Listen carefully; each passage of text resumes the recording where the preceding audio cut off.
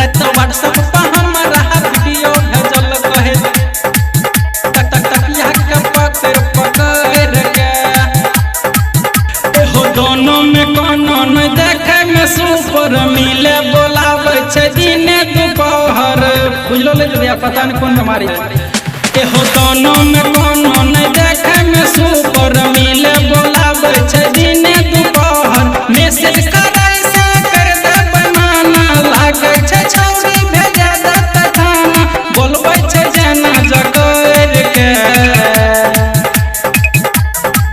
रात व्हाट्सएप पर हमरा वीडियो भेजल कहे तकिया के पंजा पकड़ के रात व्हाट्सएप पर हमरा वीडियो भेजल कहे तकिया के पकड़ पकड़ के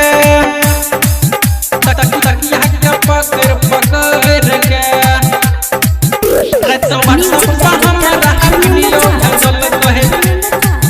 तकिया के पकड़ पकड़ के कहे छवि का सुने हे रे भाई बरसा के पापा के बनबै जमाई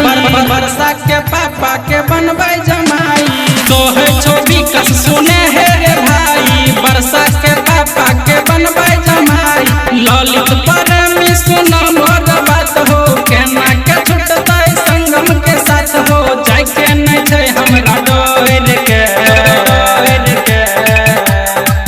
रात व्हाट्सएप पर हमरा वीडियो भेजल कहे तकिया के पकड़ पकड़ के रात व्हाट्सएप पर हमरा वीडियो भेजल कहे तकिया के पकड़ पकड़ के